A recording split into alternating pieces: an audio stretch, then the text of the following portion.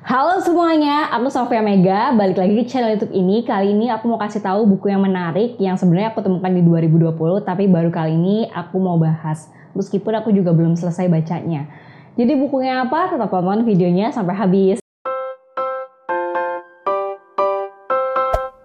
Di Twitter tuh lagi rame banget orang-orang pada bilang dunia ini akan jauh lebih baik kalau misalnya orang tua mereka itu pergi ke terapi sebelum memutuskan menikah, sebelum memutuskan punya anak, atau saat menikah. Dan sebagai orang yang sudah menikah juga, aku juga ngerasa terapi itu penting ketika kita masih belum selesai dengan permasalahan personal kita gitu.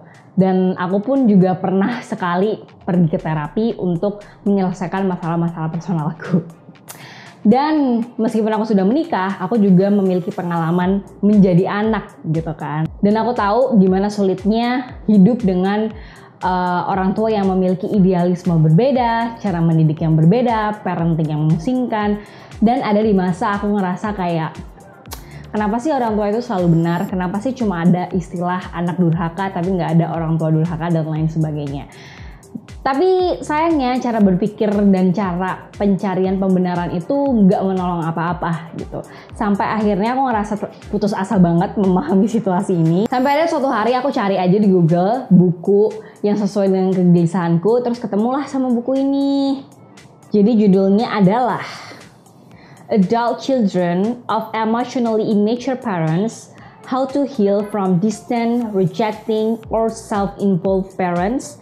Penulisnya adalah Lindsay C. Gibson. Jadi ini bukunya.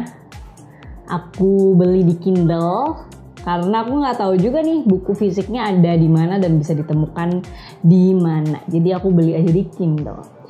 Jadi kalau secara bahasa Indonesia judulnya berarti anak dewasa dari orang tua yang secara emosional tidak matang atau tidak dewasa, immature, tidak dewasa gitu ya. Dan dari sini aku banyak banget cara berpikirku yang berubah, meskipun aku baru baca 50 halaman pertama, tapi kayak aku bisa memahami pertama, kenapa orang tuaku berbuat seperti itu, kenapa mereka cara berpikirnya demikian. Hal yang kedua yang ngebantuku juga adalah aku jadi tahu kenapa aku melakukan hal-hal tertentu.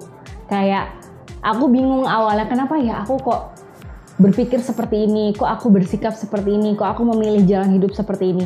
Ternyata itu juga berasal dari orang tua juga gitu, dari masa kecil juga. Dan itu yang aku dapetin di sini. Dan yang ketiga adalah yang aku dapetin bagaimana cara mengelola itu. Padahal itu baru 50 halaman pertama ya. Misalnya nih, yang bener-bener sebuah pencerahan banget buat aku. Dari dulu itu aku kayak buru-buru banget pengen punya kerja. Dari dulu aku pengen banget pergi dari kehidupan orang tua aku.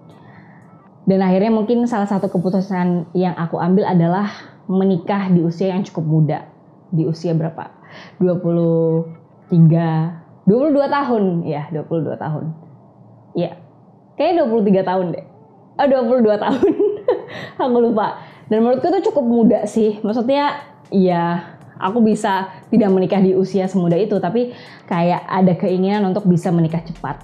Dan ternyata di sini tuh dijelaskan bahwa kalau misalnya kita hidup dari orang tua yang immature, secara emosional itu immature, kita tuh kayak buru-buru banget mau pergi dari kehidupan itu dan ngerasa kayak aku mau hidup dengan caraku sendiri. Dan salah satu caranya adalah ya memiliki kehidupan dan keluarga sendiri gitu. Memiliki pekerjaan sendiri.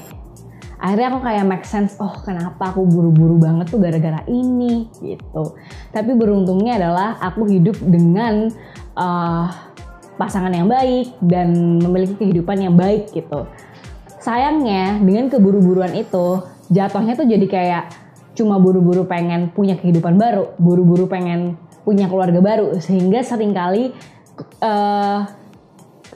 keluarga baru yang kita butuhkan itu malah justru menjebak kita. Karena mungkin kita salah pilih pasangan, salah pilih keluarga, dan lain sebagainya. Itu salah satu pencerahan yang aku dapatkan. Terus aku jadi bisa memahami dan gak kesal lagi sama orang tuaku atas kenapa mereka begini, mereka begitu. Karena di sini dijelasin banget. Jadi buku ini sangat-sangat membantuku. Aku pengen banget nih ngebahas satu chapter aja di sebuah podcast. Kalau misalnya kalian tertarik, kalian bisa komen di bawah karena aku belum siapin skripnya. Dan kalian kasih tahu aja kalau misalnya kalian tertarik untuk mendengarkan lebih jauh soal isi buku ini. Karena menurutku buku ini kayaknya agak sulit didapetin secara buku fisik apalagi terjemahannya. Jadi mungkin lebih baik aku membagikan sedikit isi chapternya di sebuah video khusus. Oke, itu aja sih yang pengen aku kasih tahu. Nanti aku kasih tahu lagi kalau misalnya aku udah selesai baca buku ini sehingga aku bisa memberikan review secara penuh, oke? Terima kasih banyak sudah menonton video kali ini dan sampai jumpa lagi di video selanjutnya. Dadah!